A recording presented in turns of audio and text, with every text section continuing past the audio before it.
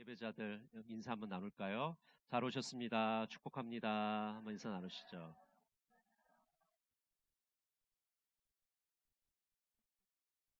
네, 요즘 독감이 유행하고 있는데요. 여러분 건강 조심하시고 유의하시면 좋겠습니다. 어거스틴이 이런 말을 했습니다. 하나님은 사랑할 사람이 단 한 명밖에 없는 것처럼 우리 각자를 사랑하신다. 하나님께서 우리를 사랑하실 때 일대 다수로 사랑하는 것이 아니라 항상 1대1로 사랑하세요. 그래서 우리를 인격적으로 만나 주시는 것이죠.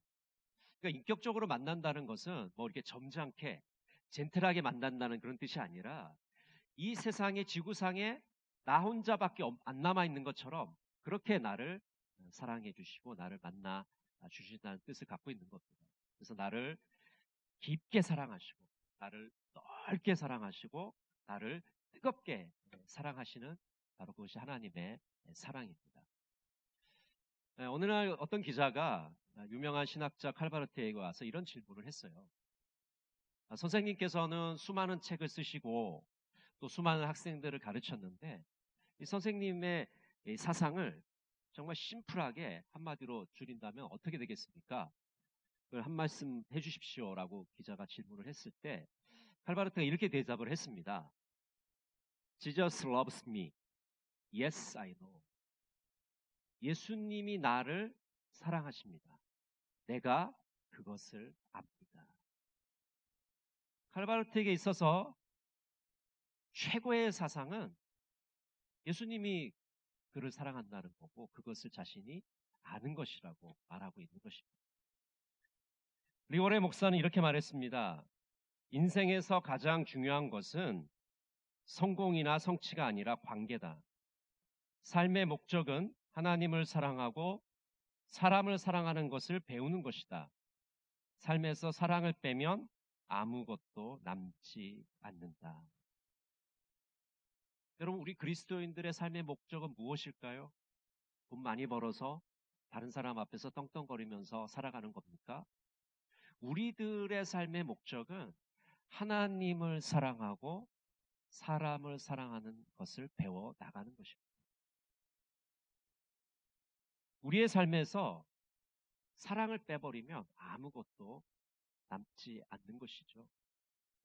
하나님께서는 우리를 너무나도 사랑하십니다. 이제 우리는 그 하나님의 사랑을 받고 어떻게 하나님을 사랑해야 될지 오늘 함께 본문 말씀을 통해서 살펴보기를 원합니다. 모세는 지금 이스라엘 백성들과 함께 요단 동편에 서 있습니다.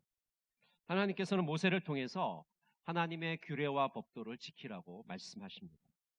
모세는 하나님이 주신 십계명을 새로운 세대에게 선포하고 있습니다. 이 십계명을 주시는 하나님은 출애굽의 하나님이십니다. 신명기 5장 6절에 보면 나는 너를 애굽 땅 종되었던 집에서 인도하여낸 내 하나님 여호와라. 출애굽의 하나님은 구원의 하나님이십니다. 이스라엘 백성들이 이집트에서 이집트 사람들의 그 종살이를 할 때 그 종살이에서 노예 생활에서 해방시켜 주신 하나님이시라는 거죠. 출애굽의 하나님이 주신 십계명은 이스라엘의 헌법과 같은 것입니다. 하나님의 가르침의 핵심이고 언약의 핵심입니다. 십계명은 구약의 율법들을 요약하고 대표합니다. 그래서 십계명을 보면 이 두 가지로 우리가 요약할 수 있는데 하나님 사랑과 이웃 사랑으로 요약할 수 있습니다. 특별히 십계명은 자유의 헌장입니다. 단순히 지켜야 될 종교적 계율이 아니라 하나님의 은혜에 대해서 보은하려고 하는 보은 규정입니다. 하나님의 사랑을 받고 하나님의 은혜를 감격한 사람들이 가슴속에서 우러나와 지키는 규정인 것입니다. 그래서 십계명은 진정한 자유의 처방입니다. 우리를 올가매려고 주신 것이 아니라 우리에게 진정한 자유를 주시려고 십계명을 주신 겁니다. 그래서 우리가 십계명을 지키게 되면 진정한 자유를 맛보게 됩니다. 하나님의 은총과 번영의 복을 받게 되는 것이죠. 그래서 이 십계명을 통해서 우리는 하나님의 자유와 복을 누리는 사람이 되는 것입니다. 십계명을 잘 지키면 천대까지 은혜를 베푸신다고 말씀합니다. 우리 신명기 5장 10절을 같이 읽어볼까요? 나를 사랑하고 내 계명을 지키는 자에게는 천대까지 은혜를 베푸느니라. 여러분, 몇 대까지 은혜를 베푸신다고요? 천대까지. 뭐 한 세대를 우리가 이제 30년으로 보잖아요. 뭐 그냥 산술적으로만 해도 3,000년이 되는 것인데, 뭐 그렇다기보다는 정말 오랜 세월 동안 영원하도록 우리에게 은혜를 베풀어 주신다는 하나님의 말씀입니다. 정말 마음속 깊은 곳에서 하나님의 은혜를 기억하며 자발적으로 하나님의 그 계명을 지키는 자에게 이런 놀라운 복을 허락해 주시겠다고 말씀하고 있는 것이죠. 십계명은 두 부분으로 구성되어 있습니다. 1계명부터 4계명까지는 하나님과 인간 사이의 관계를 다루고 있습니다. 그리고 5계명과 10계명까지는 이스라엘 백성들이 하나님의 백성으로 어떻게 살아가야 될지, 사람과 사람 사이의 관계에 대해서 규정을 하고 있습니다. 여러분, 이스라엘과 하나님은 어떤 관계입니까? 서로 사랑하는 사이입니다. 하나님은 이스라엘 백성들을 너무나도 사랑하셨고, 또 이스라엘 백성들도 그 하나님의 사랑에 반응하며 살아가는 사람들이었습니다. 이스라엘 백성들은 어떻게 구체적으로 하나님을 사랑해야 될까요? 오늘 예수 믿는 우리들도 하나님을 사랑한다고 말하지만 과연 어떻게 하나님을 사랑해야 될까요? 오늘 십계명을 통해서 하나님의 사랑의 방법을 함께 살펴보기를 원합니다. 우리가 하나님을 사랑하기 위해서는 먼저 하나님만 사랑해야 됩니다. 한번 따라해 보실까요? 하나님만 사랑하라. 이 하나님만의 강조점이 있는 거죠. 신명기 5장 7절을 우리 같이 읽어보겠습니다. 나 외에는 다른 신들을 내게 두지 말지니라. 이 십계명이 제일 계명인데요. 나 외에는 다른 신들을 내게 두지 말라. 우리가 경배해야 될 대상이 하나님밖에 없다는 겁니다. 우리가 사랑하고 우리가 섬겨야 될 분은 바로 하나님이시라고 말씀하고 있는 것이죠. 우리 그리스도인들 역시 우리 삶의 첫 자리를, 삶의 우선순위를 하나님께 내어드려야 됩니다. 루터가 이렇게 말했습니다. 지금 당신이 마음에 두고 의지하는 것이 바로 당신의 하나님입니다. 우리가 하나님을 우리 마음에 두고 하나님을 의지하면 하나님이 바로 나의 하나님이 되시는 것이죠. 그러나 우상 숭배라는 것은 하나님 앞에서 다른 것들을 섬기는 것입니다. 깔뱅이 이런 말을 했어요. 인간의 마음은 우상을 끊임없이 만들어내는 공장이다. 인간의 마음이 하나님을 섬기지 않으면 끊임없이 우상들을 찍어내는 것이죠. 이스라엘 백성들도 가나안 땅에 들어가서 하나님을 섬겨야 되는 백성에도 불구하고 우상 숭배에 그만 빠지게 됩니다. 여러분, 이스라엘 백성들이 왜 우상 숭배에 빠지게 되었습니까? 아니, 가나안 땅에 들어가 보니까 그 가나안 사람들이 농사를 짓고 있어요. 근데 농사를 짓고 있는데 농사의 신인 바알 신을 섬기고 있었던 겁니다. 비를 내려주시고 천둥과 번개를 내려주는 신으로 가나안 사람들은 믿고 있었죠. 근데 이스라엘 백성들이 하나님을 섬겨야 됨에도 불구하고 그 바알을 동시에 같이 섬기게 됩니다. 쉽게 말해서 양다리를 걸치는 거죠. 하나님을 버린 게 아닙니다. 바알도 섬기고 하나님도 섬기는 거예요. 여러분, 양다리를 걸치는 게 사랑에서 가능한 일입니까? 그렇지 않잖아요. 우리 인간의 사랑에서도 양다리를 걸치면 어떻게 됩니까? 네, 끔찍한 비극이 오죠. 하나님을 사랑하는 건요, 양다리를 걸칠 수가 없어요. 바알도 섬기고 하나님을 섬긴다? 이거 말도 안 되는 겁니다. 그렇게 불가능한 겁니다. 바알은 진짜 신이 아니라 인간의 욕심을 채워주는 우상에 불과한 것이죠. 이스라엘 백성들은 그 바알의 유혹에 넘어가 버리고 만 것입니다. 세상의 유혹에 쉽게 넘어가 버리고 말았습니다. 이스라엘 백성들만 우상에 넘어갔습니까? 아니죠. 오늘 현대인들도 수많은 우상을 섬기고 있어요. 하나님이 아닌 것들을 하나님으로 섬기고 있는 것이죠. 돈이라는 우상이 있습니다. 권력이라는 우상이 있습니다. 명예라는 우상이 있습니다. 인기라는 우상이 있습니다. 우리 한국 사람들에게는 자식이라는 우상이 있죠. 근데 그 우상 중에 가장 강력한 것은 뭐니 해도 머니입니다. 아무도 웃는 분이 없네요. 머니라니까요. 이 돈과 물질이 가장 강력한 우상, 이 현대인들의 마음을 사로잡고 있는 가장 강력한 우상이 만본이라는 물질의 신. 영국의 소설 중에 성체라는 소설이 있는데 이 성체라는 소설은 어떤 소설이냐면요. 2차 세계대전 당시에 영국 군인들, 그 청년들의 배낭 속에 꼭 한 권씩 들어있던 소설이에요. 그래서 그 전쟁의 포화 속에서도 그 영국의 군인들, 청년들이 이 성체라는 소설을 보면서 그 전쟁의 고통을 잊었던 그런 유명한 소설입니다. 이 소설에 보면 앤드루 맨슨이라는 의사가 등장을 하게 됩니다. 이 앤드루 맨슨이라는 의사는 영국의 탄광청에서 이 광부들을 돌보는 그런 의사예요. 그런데 이제 이 앤드루 맨슨이 이런 유혹을 받게 돼요. 어떤 유혹을 받게 되냐면 영국의 상류층의 주치의가 돼서 호화로운 생활을 할 수 있는 그런 길이 열리게 됩니다. 근데 맨슨이 그것을 과감하게 내려놓고 그 의사사회, 그 당시 영국의 의사사회에 마련하던 불의에 대해서 싸우게 됩니다. 그리고 영국 사회의 구조학에 대해서 도전장을 내밀게 되죠. 근데 사실은 한 사람의 힘이 얼마나 크겠습니까? 계란으로 바위를 치는 거 아니겠습니까? 근데 그 앤드루 맨슨이 계란으로 바위를 치는 그 모습을 보면서 독자들은 정말 사이다와 같이 가슴이 뻥 뚫리면서 용기와 희망을 찾게 될 것이죠. 이 성체라는 소설을 여러분 꼭 한번 읽어보시기를 바랍니다.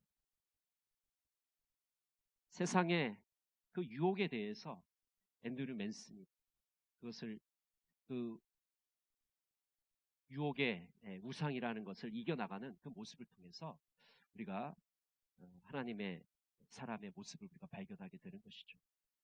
여러분, 우리 앞에도 소비주의라는 우상이 놓여져 있습니다. 이 소비주의는요, 우리에게 이렇게 귓속말로 속삭입니다. 많이 벌어서 많이 써라. 네가 갖고 싶은 거 다 갖고 쓰고 싶은 대로 다 써라. 이렇게 우리를 유혹합니다. 미래라든지 장래라든지 도덕이라는 거 신경 쓰지 말고 현재를 마음껏 즐기라고 우리를 유혹하고 있습니다. 우리를 욕망의 노예로 만들어 버리고 있는 것이죠. 여러분, 우리가 하나님을 어떻게 사랑해야 될까요? 우리 앞에는 수많은 우상들이 놓여져 있는데 그 우상들을 다 내려놓고 하나님만을 섬기는 법을 배워야 됩니다. 하나님에게 집중하지 않고 딴 데 한눈을 팔게 되면 우리는 하나님을 제대로 섬길 수가 없습니다. 여러분, 연인 사이도 마찬가지잖아요. 서로가 서로에게 그 사랑의 신뢰가 있어야 되지 다른 데 한눈을 팔게 되고 다른 사람에게 한눈을 팔게 되면 그 사랑은 끝나게 되는 것입니다. 우리가 하나님만 섬겨야 됩니다. 다른 데 집중하게 되고 다른 데 한눈 팔게 되면 하나님을 제대로 섬길 수가 없어요.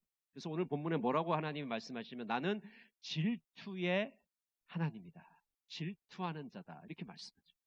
여러분, 하나님은요, 우리에게 우리의 사랑만을 받기를 원하세요. 우리가 다른 것에, 다른 피조물에 마음 뺏기는 것을 원하지 않으십니다. 그 한눈 파는 자에게 보응하겠다고 말씀하고 있지 않으십니까? 오늘 우리의 마음에 있는 우상들을 청산하시고 하나님만을 뜨겁게 사랑하시는 여러분 모두가 되시기를 간절히 바랍니다. 우리는 어떻게 하나님을 사랑해야 될까요? 두 번째로 하나님의 방식으로 하나님을 사랑해야 됩니다. 한번 따라해 보실까요? 하나님의 방식으로 하나님을 사랑하라. 우리 신명기 5장 8절부터 9절 상반절 같이 한번 읽어보겠습니다. 너는 자기를 위하여 새긴 우상을 만들지 말고 위로 하늘에 있는 것이나 아래로 땅에 있는 것이나 땅 및 물속에 있는 것에 어떤 형상도 만들지 말며 그것들에게 절하지 말며 그것들을 섬기지 말라. 십계명의 제2계명입니다. 자기 자신을 위해서 새긴 우상을 만들지 말고 어떤 형상도 만들지 말라. 여기서의 핵심은 형상을 만들지 말라는 것에 핵심이 있어요. 여러분, 제1계명과 제2계명이 헷갈리죠? 비슷한 말 같은데 무슨 차이점이 있지? 제1계명은 경배의 대상에 대해서 말씀하는 겁니다. 하나님만 섬기라는 거예요. 우상 섬기지 말라는 겁니다. 다른 것들 섬기지 말라는 거예요. 근데 제2계명은요, 경배의 방법에 대해서 말씀하세요. 하나님을 경배할 때, 하나님을 사랑할 때 인간의 방식이 아니라 하나님의 방식으로 사랑하라고 말씀하고 있는 것입니다. 인간들이 신의 형상을 만드는 이유는 그 마음속에 신을 통제하고 조작하려는 욕구가 담겨져 있기 때문에 그렇습니다. 신을 통제하고 조작해서 자기가 보이는 눈앞에 세워놓으려고 하는 그런 욕구들 때문에 우상을 만드는 것이죠. 신상을 만드는 것입니다. 이것은 통제의 욕구와 함께 그것을 시각화하려는 욕구가 동시에 담겨져 있는 것입니다. 우리 기독교는요, 눈의 종교가 아니라 귀의 종교입니다. 한번 따라해 보실까요? 눈의 종교가 아니라 귀의 종교다. 그럼 인간들은요, 눈에 보이지 않는 것을 자꾸 눈에 보이는 것으로 만들려는 그런 경향이 있어요. 근데 귀의 종교는요, 보이지 않는 하나님을 음성으로 들으려고 하는 그런 종교입니다. 하나님은 말씀하시는 분이기 때문에 우리는 귀로서 그 하나님의 말씀을 들으려고 하는 것이죠. 믿음은 들음에서 시작되기 때문입니다. 하나님과의 관계에서 보이지 않는 것을 보이는 것으로 만들려고 하는 그런 모든 시도들은 하나님이 기뻐하는 방식이 아닙니다. 인간적인 시도들입니다. 인간적인 방식. 그런 인간적인 방식으로는 하나님을 사랑할 수가 없는 것이죠. 눈에 보이는 것에 집착하고 소위 성물이라고 부르는 것에 집착하는 것을 하나님은 기뻐하지 않으십니다. 우리 잠시 이 영상을 좀 보도록 하겠습니다.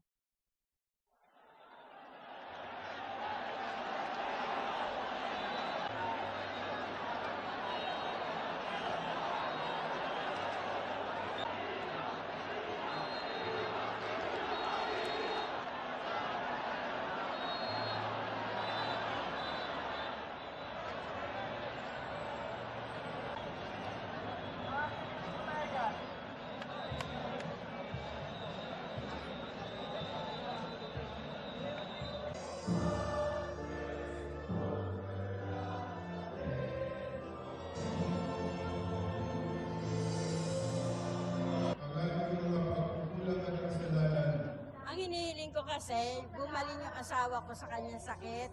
Pangalawa, bigyan ng magandang katawan ng mga anak ko sa apo ko. Nakikita niya ang pagsisisi ng isang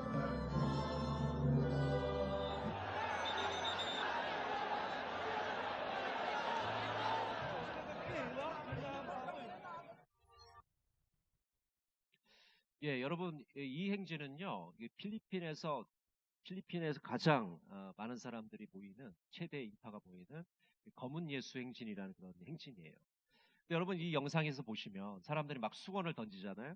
그 위에 탄 사람들이 수건을 받아서 막 닦아요. 예, 묻히는 거죠. 묻히고 다시 던져주죠. 왜 수건을 던지겠습니까? 그 검은 예수상에 닿지도 않은 거, 예, 그 상자, 예, 그 박스에 닿은 수건이 자기가 잡으면 그거 병도 고칠 수 있고, 예, 복도 받을 수 있다는 그런 미신 때문에 거기다 수건을 다 던지는 거예요. 그럼 막 수건 닦잖아요. 원래 이 검은 예수상은요, 왜 검은 예수상이라고 불리게 되냐면 남미에서 이 배에 실어서 이제 필리핀으로 오고 있었어요, 이 예수상. 근데 그 배에 마침 화재가 난 거예요. 근데 다른 건 다 탔는데 이 예수상만 안 탄 거예요. 그냥 검게 이제 거슬린 거죠. 그래서 사람들이 그때부터 이 검은 예수상에 집착을 하게 된 겁니다.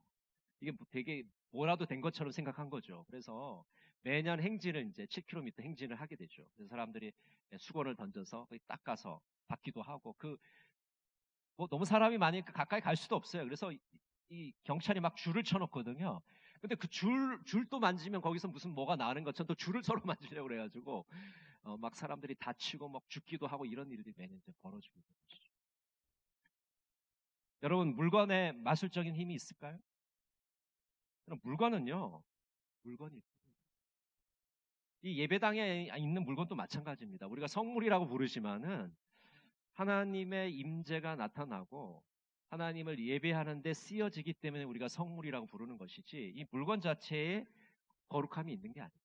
물건 자체가 거룩한 게 아니에요. 마술적인 힘이 이 속에 나오는 게 아니에요. 여러분, 내가 이 마이크를 우리가 성물이라고 부른다고 해서 이 마이크를 만지면은 능력이 나타나는 게 아니라니까요. 팔공산에 가서 돌조각을 만진다고 임신하는 게 아닙니다. 미신일 뿐인 것이죠. 진정한 기적은 하나님께로부터 나오는 것입니다. 물건에서 나오는 게 아니에요. 이런 미신에서 벗어나야 됩니다. 여러분, 하나님은 함부로 조종할 수 있는 분이 아닙니다. 눈에 보이는 것으로 만들 수 없어요.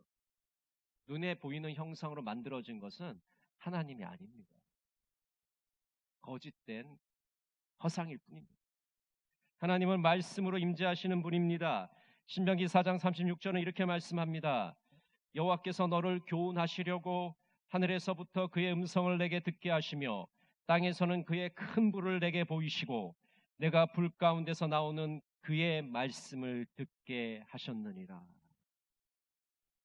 이스라엘 백성들에게 불로 임하시는 그 하나님의 임재가 나타났습니다. 하나님이 이스라엘 백성들에게 말씀하십니다. 이스라엘 백성들에게 음성을 들려주십니다. 여러분, 기독교는요, 귀의 종교예요. 여러분, 눈을 감으시고 귀로써 하나님의 음성을 들으시기를 바랍니다. 하나님의 음성을 듣고 그 말씀에 순종하시기를 바랍니다. 내가 만든 신, 그 신을 섬기려는 모든 시도를 포기하시기를 바랍니다. 인간의 방식이 아니라 하나님의 방식으로 하나님을 섬겨야 됩니다. 하나님을 통제하려는, 하나님을 눈에 보이는 것으로 만들려는 모든 시도들을 내려놓으시고 하나님을 진정으로 사랑하시는 여러분 모두가 되시기를 간절히 바랍니다. 이엔 시인은 하나님 당신은 시에서 이렇게 노래하고 있습니다. 나에게서 당신을 빼고 나면 아무것도 남지 않을 가난뱅이 여인. 나에게 당신을 옷 입히면 아무것도 부러울 게 없는 궁전의 여인. 하나님, 아무래도 당신은 기적의 신입니다. 보이지 않는 당신이 순간마다 내 안에 살아오시니 내가 감히 당신을 사랑하다니. 당신은 물입니까? 당신은 불입니까? 당신은 바람입니까? 사랑하는 자에게만 사랑으로 탄생하는 사랑의 신이시여. 가장 짧은 말로 가장 깊은 기도를 바치게 하소서. 여러분, 우리 인생의 목적은 하나님을 사랑하는 것. 그 하나님에 대한 사랑을 빼버리면 우리 인생에 아무것도 남지 않아요. 아무것도 남지 않습니다. 우리가 자랑하는 아파트, 우리가 자랑하는 자동차, 우리가 자랑하는 그 지위들, 우리가 자랑하는 그 재산들이 아무것도 아니에요. 하나님의 사랑을 빼버리면 우리는 그저 시체에 불과한 것입니다. 쉽게 말하면 우리에게 하나님의 사랑의 방법을 알려주십니다. 다른 것에 한눈 팔지 말고 하나님만을 사랑하라고 말씀하십니다. 인간적인 방식을 다 내려놓고 하나님의 방식으로 사랑하라고 말씀하고 있습니다. 마태복음 22장 37절 38절은 이렇게 말씀합니다. 예수께서 말씀하셨다. 내 열정과 간구와 지성을 다해 주 너희 하나님을 사랑하라. 이것이 가장 중요하고 으뜸가는 계명이다. 여러분, 이번 한 주가 우리의 열정을 다해서, 우리의 열심을 다해서 하나님을 뜨겁게 사랑하시는 이번 한 주간 되시기를 간절히 바랍니다. 기도하겠습니다. 사랑의 하나님, 하나님의 사랑을 풍성히 받게 하시니 감사드립니다. 우리도 하나님을 뜨겁게 사랑하는 자가 되기를 원합니다. 하나님만을 사랑하며 하나님의 방식으로 사랑하는 자가 되게 하여 주시옵소서. 예수님의 이름으로 기도드립니다. 아멘.